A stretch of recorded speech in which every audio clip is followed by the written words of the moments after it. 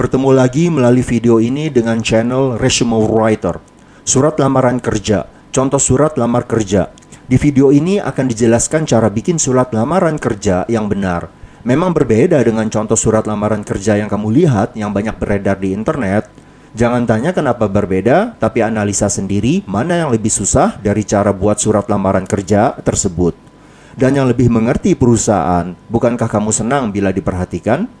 Dan yang lebih profesional, intinya yang lebih berbobot. Cara buat surat lamaran kerja yang akan dijelaskan di video ini prinsipnya hampir sama dengan model ATS. Tapi model ATS tidak akan dibahas di video ini supaya cakupannya tidak terlalu luas. Lagi pula, tidak semua perusahaan menggunakan proses ATS. Tahunya dari mana? Lihat job description yang mereka berikan atau iklankan. Bila mereka menggunakan proses ATS, job description-nya harus lebih detail dan menggunakan kata-kata standar tertentu. Surat lamaran kerja, contoh surat lamar kerja. Sebelumnya channel Resume Writer pernah memberikan contoh CV Fresh Graduate atau cara membuat CV Fresh Graduate untuk yang tanpa pengalaman, IPK atau nilai pas-pasan, nilai mata pelajaran inti juga anjlok, tanpa pengalaman sosial atau organisasi, dan tanpa magang pelatihan workshop dan sebagainya. Berarti konten atau isinya hanya 2 baris, yaitu nama sekolah dan jurusan. Bagi yang ingin mempelajari cara membuat CV Fresh Graduate dengan kondisi seperti di atas, silahkan nonton video ini, tulis judul contoh CV Fresh Graduate dan cara membuat CV Fresh Graduate, atau silahkan cari di channel Your Resume Writer. Video kali ini tidak membahas lagi CV Fresh Graduate, tapi cara membuat surat lamaran kerja dengan menggunakan CV Fresh Graduate dari video sebelumnya. Supaya tidak banyak teori, kita langsung praktekkan dengan menggunakan lowongan pekerjaan real yang ditemukan di LinkedIn, lalu diolah sehingga menghasilkan surat lamaran pekerjaan yang benar, yang berbobot. Segera subscribe dulu karena info seperti ini hanya ada di channel ini, dan supaya saya tetap semangat sharing informasi yang bermanfaat. Lihat layar dan fokus ke job description dan job requirement. Tahap pertama, proses eliminasi. Kita lihat dulu job requirement-nya dan kita coret mana yang tidak perlu. Job requirement pertama, usia maksimal 30 tahun. Karena ditulis fresh graduate, maka diasumsikan semua di bawah 30 tahun. Tidak perlu. Nomor 2, pendidikan minimal D3 jurusan manajemen administrasi bisnis ekonomi. Berarti lowongan ini tidak memerlukan technical skill seperti ilmu komputer, kedokteran, dan teknik sipil atau sebagainya. Bila ditulis D3 dan jurusan non-technical, saran saya untuk lulusan SMA, SMK sejauh mempunyai pengalaman yang cukup, kirim lamaran untuk posisi ini. Jadi job requirement nomor 2 dianggap tidak perlu. Nomor 3, pengalaman kerja minimal 1 tahun. Padahal di atas ditulis fresh graduate. Tidak konsisten. Bagi yang pengalaman kurang dari 1 tahun tapi kerjaannya berbobot, kirim lamaran untuk posisi ini. Jadi job requirement nomor 3 dianggap tidak perlu juga. Nomor 4, berpengalaman di industri APC, engineering, procurement, and construction menjadi nilai tambah. Bila ada kata nilai tambah, berarti tidak wajib. Job requirement nomor 4 dianggap tidak perlu juga. Nomor 5, mampu mengoperasikan MS Office. Bila ada lulusan SMA, SMK tidak bisa mengoperasikan MS Office, aneh. Saya yakin semua pasti bisa, jadi job requirement nomor 5 dianggap tidak perlu. Nomor 6, memiliki kemampuan komunikasi, koordinasi, dan detail oriented. Oke, yang ini penting.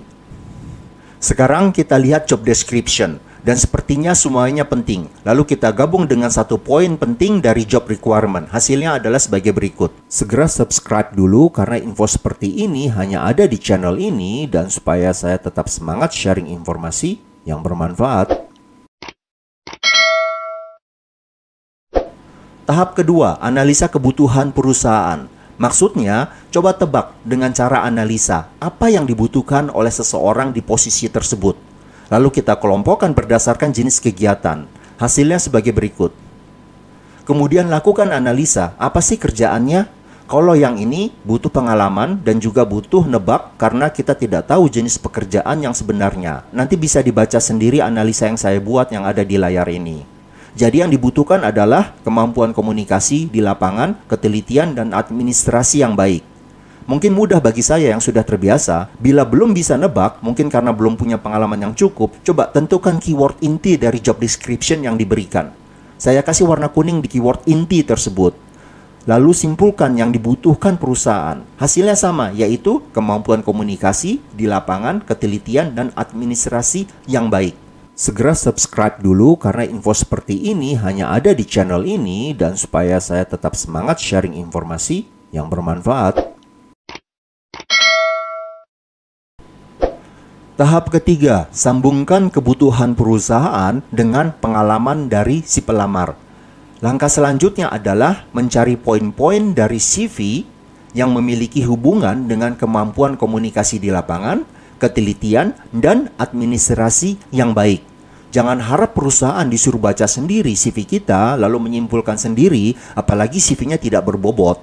Kita bantu arahkan perusahaan melalui surat lamaran ini, sekaligus menonjolkan yang kita rasa perlu, sejauh masih relevan. Setelah menemukan poin di CV yang berhubungan dengan kebutuhan perusahaan, jelaskan dengan singkat. Sebagai contoh, poin nomor 1 berhubungan dengan komunikasi, koordinasi di lapangan, serta ketelitian. Poin nomor 2 berhubungan dengan ketelitian dan administrasi. Poin nomor 3 bonus. Maksudnya, sedikit kita selipkan prestasi kita sejauh masih berhubungan atau relevan. Struktur surat lamar pekerjaan. Struktur penulisan surat lamaran kerja tidak akan saya bahas terlalu rinci di video ini, tapi dapat dilihat di video berikut ini. Tulis judul di YouTube, surat lamaran kerja bahasa Inggris tampil beda, berbobot, dan berkelas, atau contoh surat lamaran kerja bahasa Inggris, lamaran pekerjaan dalam bahasa Inggris canggih HRD puas. Atau silakan cari sendiri di channel Resume Writer. Tidak ada perbedaan antara struktur surat lamaran kerja dalam bahasa Inggris dengan bahasa Indonesia.